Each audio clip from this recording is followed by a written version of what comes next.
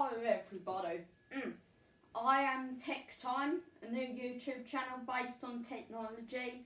We're going to do many different things. We're going to do news stories related to technology, hopefully unboxings, reviews. I'm also a big gamer, so you may see some game reviews here. And today I really just wanted to introduce you to the channel, maybe get you comfortable with it sort of thing. And as you saw at the beginning, that is my intro. Let me know in the comments if you like it or not. At the end of this video, I will put my business email address in there, and so yeah, we're just going to talk about a bunch of tech related stuff on here, maybe some accessibility stuff, as I am actually partially sighted, so I do need to sort of, make devices accessible for me. I personally, phone I use a Google Pixel 3 XL. Not because I need the bigger screen of the XL, I like it having a bigger screen, and the extra battery life is great. My smartwatch, I've got a Fossil Q Exploris Gen 3. Didn't get the Gen 4 because the screen on this is bigger, and because it's actually a smartwatch, it being a bigger screen was important. There's magnification on this, magnification on this, and it's just great. So today, I'm going to start off by talking about a bunch of accessibility features on the Pixel 3 XL, non-Pixel 3 as well, Pixel 3a, that sort of thing. Now, I personally think this is one of the most accessible phones for partially sighted users. So to get to the accessibility settings, all we're going to want to do is swipe up to get into the app drawer, find settings, there's settings. Then you're just going to want to go down.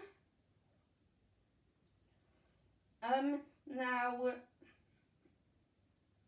you're going to find it past account, just past account.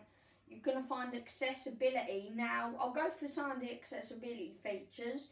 Here we have, whatchamacallit?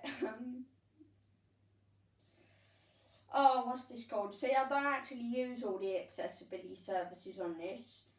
Right, select to speak. So basically, when this is on, it'll give you a little alert. Just press OK. Now, basically, because I have magnification enabled as well, I'm going to hold my little accessibility man.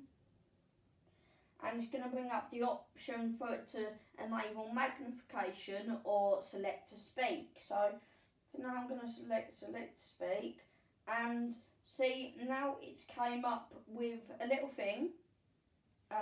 So I can press play here. Navigator, select to speak, use service, on, settings. When select to speak is on, you can tap specific items on your screen to hear them aloud. First tap the icon, then you can tap a specific... You get the idea, it's going to read it to me.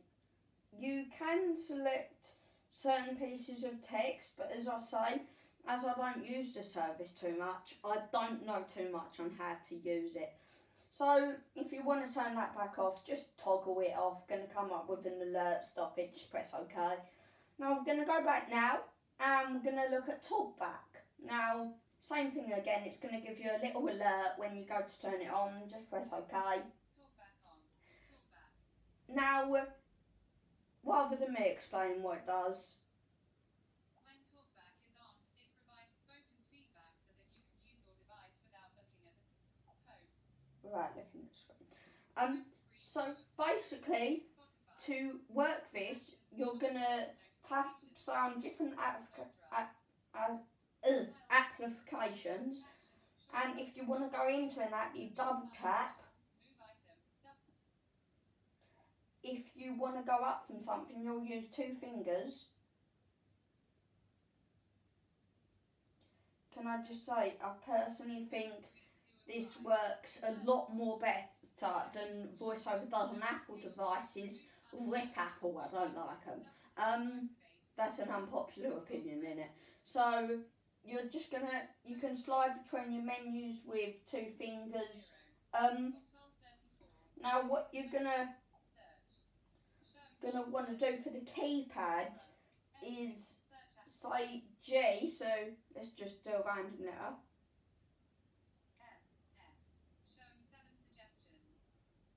So it's going to tell you what suggestions it's showing.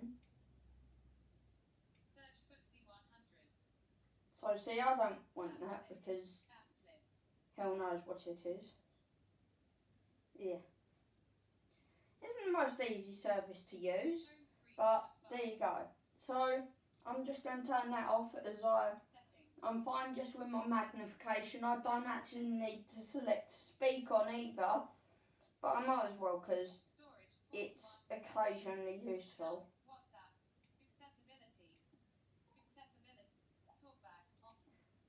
So it's going to give you a little alert before you go to turn it off, and then you can turn it off from there. Now I'll take you through some of the other accessibility services. We've got display size, display. Now we've got font size here. It goes from smallest, which is like, if I use my magnifier I can read that, but hell no, just hell no. And you can pay up to biggest, which is not that big for a person like me, so I'm just going to magnify it in, but we'll get to the magnifier later. And then we can customise our display size. So put it like this, it's going to come up with load of random messages to show you the display sizes. So if you turn it all the way down, your display gets a lot smaller, and when you go to home, see all the icons are a lot smaller. But then when I go back up, I can still use my display like that, but I do prefer it on where I had it. But then when you turn it back up, see all the icons are a lot larger again. So that's your display size stuff.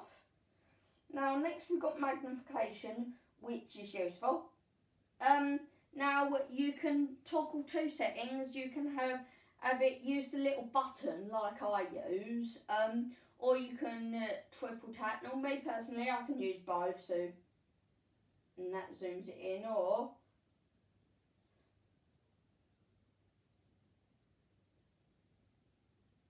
see, the 3 taps doesn't always work, so I do prefer to click the little accessibility icon.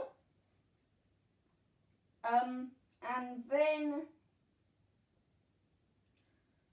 we go on to some contrast settings, invert the colours, large cursor, which I don't actually know what that does. You assume it turns your cursor large, but I did not find that. And then we're going to the interactivity settings, which I'm going to cover in another video. So, well, maybe I'll say. See, I don't actually know how much to use the interactivity settings. You've got to buy extra equipment for, say, switch control. So that's my first video. I hope you like it. As always, I'm Tech Time, and yeah, bye.